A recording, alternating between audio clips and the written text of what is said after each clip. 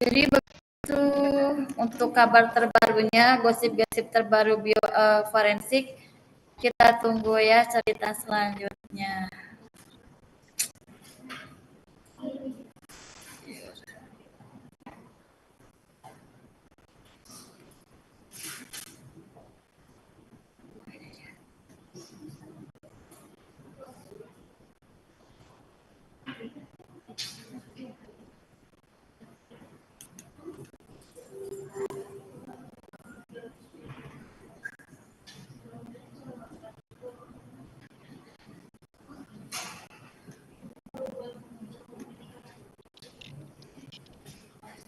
Udah, kita mulai. Saya mulai dengan Forensic Science Lesson in Critical Thinking and Literature skills, literasi skills. Harus baca, analisis, dan tulis. Jadi kalau di bagian forensik itu pertama kan baca laporan dari polisi. Kalau kita misalnya bekerja di bagian forensik kan ada kantor. Baca dulu apa yang ditemukan sama polisi di TKP. Setelah itu baru kita turun tangan kan.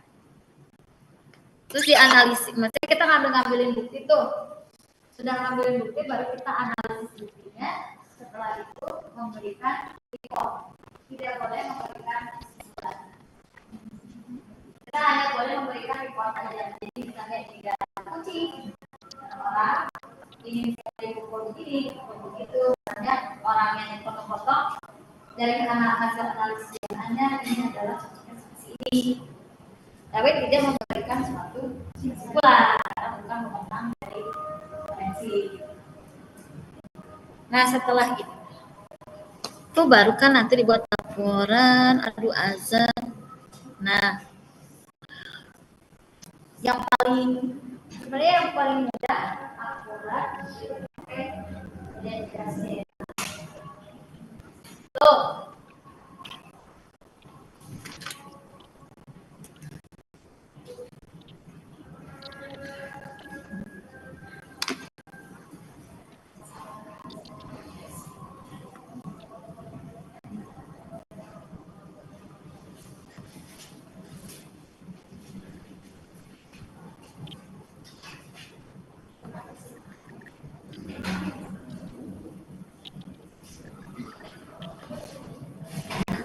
Harusnya udah kelihatan kan my sharing. Gini nggak sih? Kok nggak kelihatan? Kelihatan, Bu.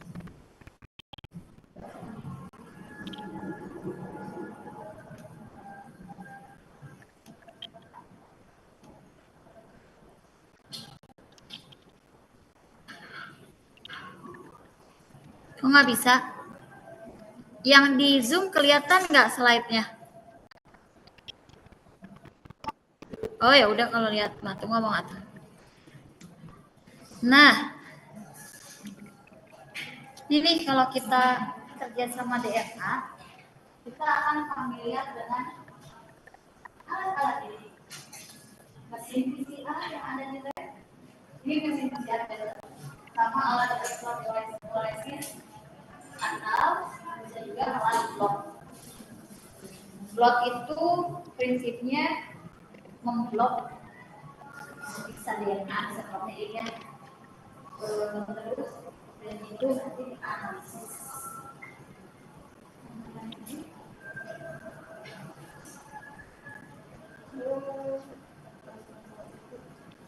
Kandungannya ya.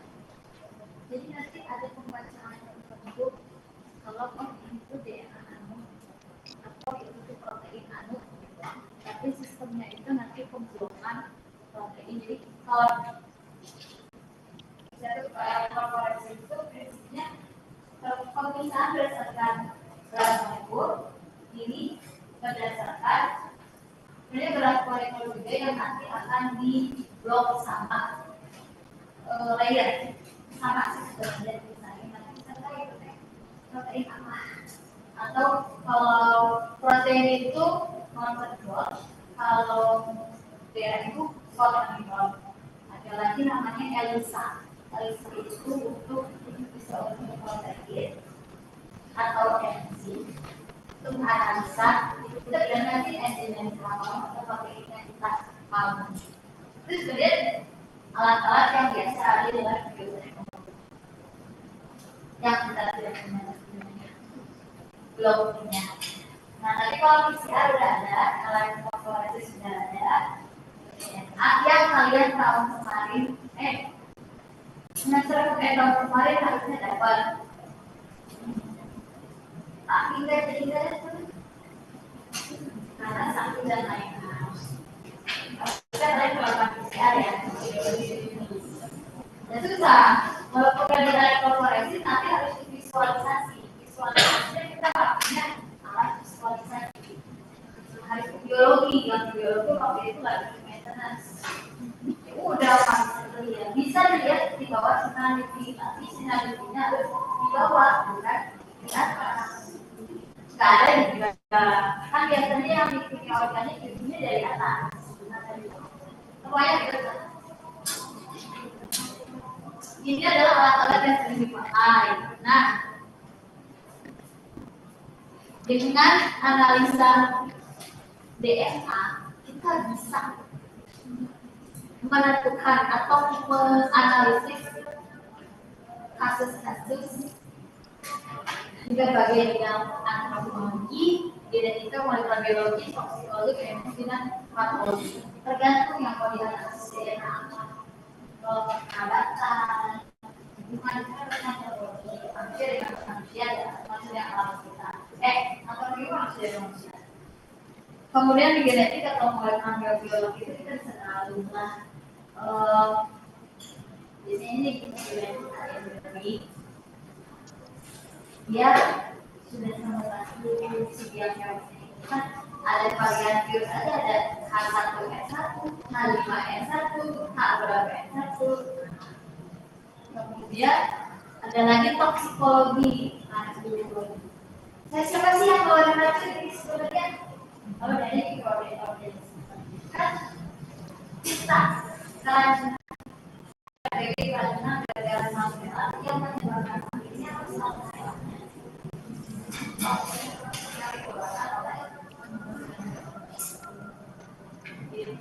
Terus chemistry udah tahu lah ya.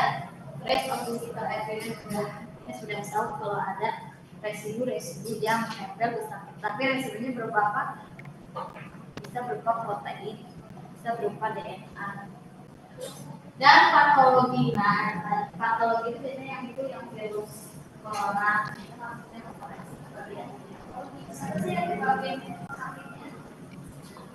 Apa sih? Sekarang udah outbreak lagi kan, varian baru.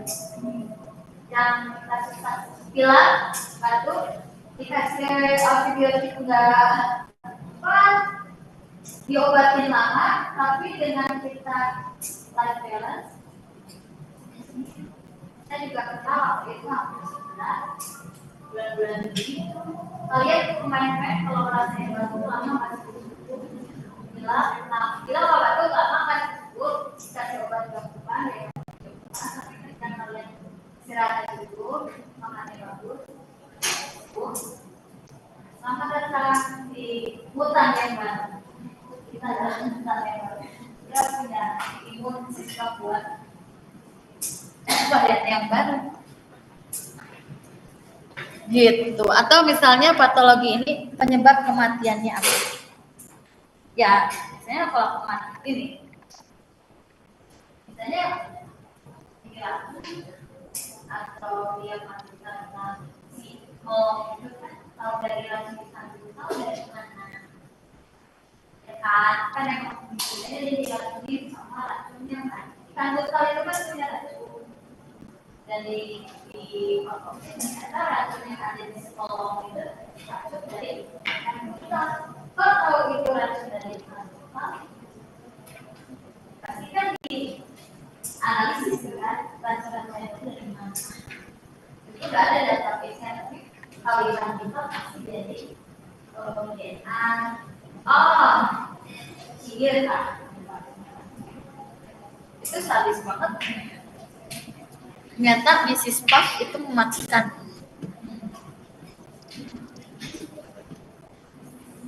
Nah, DNA itu berbeda-beda setiap individu, walaupun kan sama sebenarnya, sebagian itu sama. Kalau beda sih kita beda bentuknya kan. Jadi kita kan secara umum bentuknya seperti ini, ada yang maju, ada yang record, ada yang preset, segala macam. Nanti itu yang membedakannya, tapi secara fungsi, secara garis besarnya sama. Nah yang beda itu kan yang kita biasanya kan bapak yang maju anaknya maju kan dia sama bisa dilihat ya tapi setelah satu analogianya bisa lihat dari berarti itu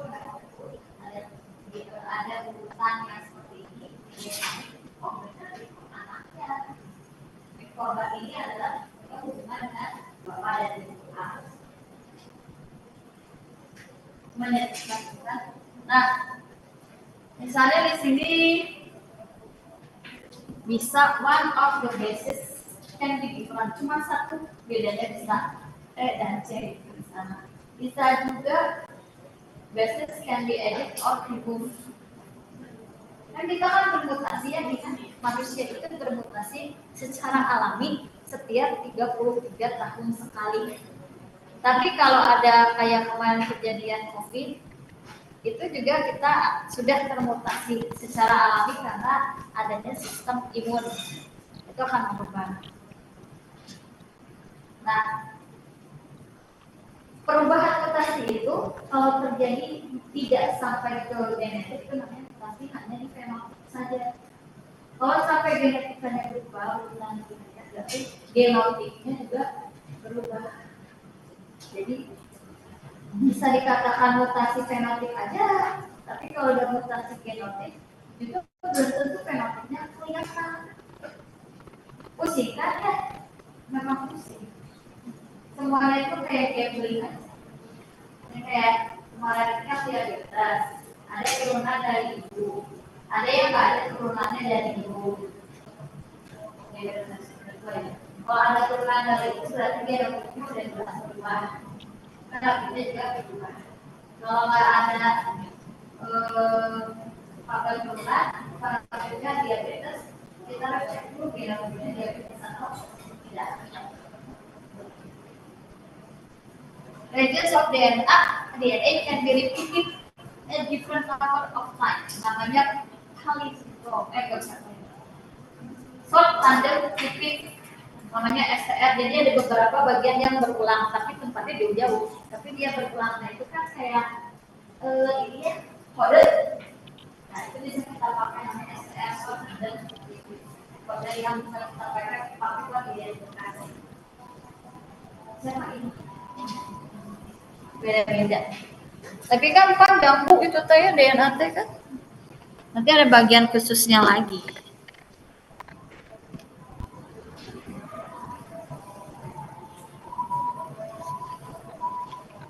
Forensic analisis dari DNA. Pertama kita kumpulin dulu buktinya, bisa berupa unknown samples, darah, hair, semen, stain, saliva, hair tissue, bone stick. Kemudian ada lagi yang known samples, bisa dari blood, botol, swab, prostate, gitu, ada known samples. Jadi ada bukti yang ada perbedaan apa aja dari ada yang mau, misalnya ada saksi, kita minta air minumnya atau apanya dari saksi itu namanya known samples. Terus kita harus menghindari kontaminasi DNA pada bukti. Harus kita maksudnya darah. Harus dijaga supaya bukti darahnya tidak kontak. Kalau kontak, nanti DNA campur aduk sama bakteri yang dari darah, susah lagi. Sebenarnya kita ada kan kita pakai PCR. PCR kan lainnya spesifik. Cuma dari kerja 2 kali kan ya, ya udahlah lebih kita menjaga daripada kerja 2 kali. Sama. Jadi harus gimana kalau dapat sampel yang kayak gitu adalah begitu dapat darahnya diambil itu tuh biasanya pakai, kalau saya dulu pakai balon yang 15 ini ambil darahnya, atau misalnya kalau dari hasil pengambilan darah pasien itu kan paling 2 mili, ada mikrodot yang 2 mili, tutup, segel, langsung masukin plastik yang baru ini itu bawa ke lab, masukin dipisahin dulu serumnya sama dalamnya sama ininya apa namanya debris selnya, serumnya ada yang ditambah itu selnya, kita bisa dulu sel sama cairannya lah, cairannya kita kalau nggak pakai kita buang, kita ambil selnya, saat itu juga di risis sel. Jadi usahakan punya sediaan itu, ada sediaan itu darah, ada sediaan itu selnya, ada sediaan itu hasil risis selnya. Jadi misalnya kalau hasil risis selnya itu gagal atau tidak, kita langsung ke sediaan selnya dulu. Jadi bagi yang namanya berjenjang lah. Ini semua dilakukan untuk menghindari kontaminasi. Biasanya kita seperti itu, jadi kalau ada sampel, ambil secukupnya, darahnya langsung masukin ke minus 80. Kan nggak apa-apa ya, misalnya harus sampai atau minus, kalau minus 80 itu penyimpanan jangka panjang benar. Biasanya kita di minus 20 dulu, di freezer yang kita sudah. Saat itu juga yang lain diisis. Itu bisa simpan di kulkas yang freezer boleh. Kalau mau dipakai dalam waktu seminggu bisa juga boleh, di hari itu boleh. Kalau seminggu adalah di freezer kulkas biasa. Kalau dipakai saya itu juga dipakai. Karena DNA itu lebih stabil daripada protein.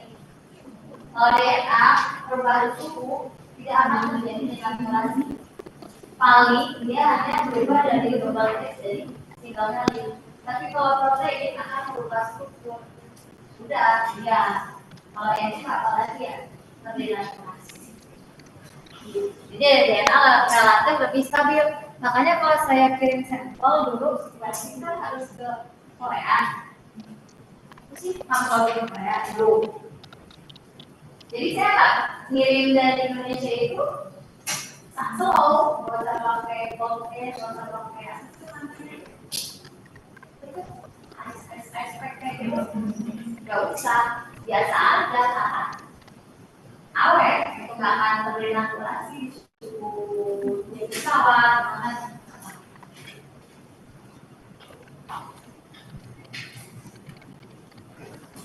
Nah, steps involved in sample processing. Kalau tadi saya bilang lisis, itu biasanya saya analisis aja. Ada di sini ekstraksi. Selama ekstraksi berarti kan ada pemisahan. Kalau lisis hanya dilisis aja. Ada lagi isolasi, sudah dipisahkan, dimurnikan lagi. Itu namanya isolasi. Udah gitu dikuantifikasi berapa jumlahnya. Di sana ada alatnya namanya drop. Nah baru diamplifikasi. Nah biasanya markernya itu atau penanganannya itu yang tadi itu SPL, swab, and jadi ada beberapa urutan yang berulang dalam jangka bahasa. Nanti ada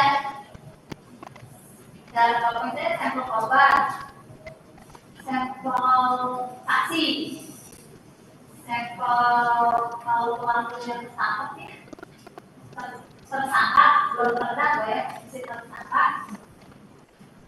ataupun dia masih statusnya saksi, sama itu juga bisa bikin. Sama misalnya sudah tertawa ada kandidat kalau dia keluarganya atau untuk membuktikan bahwa itu benar punya keluarganya dari pihak keluarga. Di situ ada lupa dari namanya. Ada urutan short tandem repeat di beberapa gen.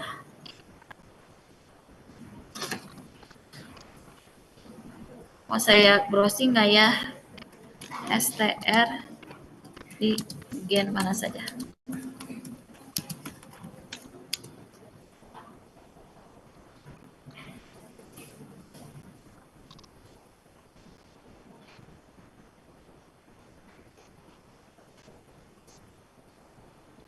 Nah, ya banyak lah ya.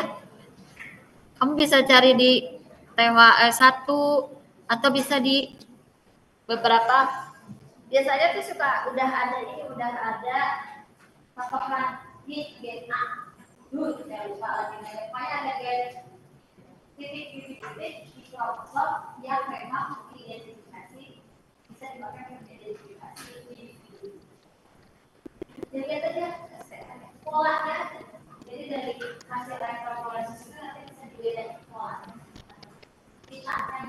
Tapi kalau misalnya korban sama kita yang jarang ditemukan di TKP itu polanya sama dengan yang saksi, beda dengan yang korban, berarti saksi itu tersangka, ya kan? Kalau misalnya sama dengan korban, berarti dia punya korban. Tapi dilihat mana yang punya. Itu kayak kaitan, berarti pasalnya sama ya.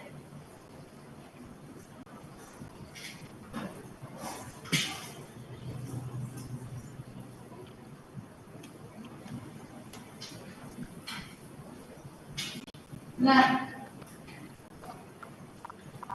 selain STR, kita lanjut aja lah, ini mah tekniknya banget.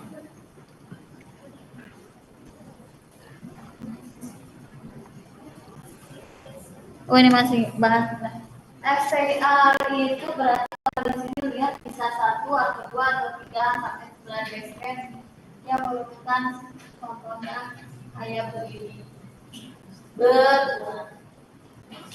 Itu bisa diaplikasi. Kalau yang seperti ini tuh kamu bisa kalau sudah terbiasa. Jadi misalnya kamu kerja di bagian forensik bioteknologi, terus yang lain kan itu lama-lama jadi ekspert. Saya juga dari megang PCR itu dari 2007 karena ya kami lama dan terbangnya makin tinggi, terbiasa.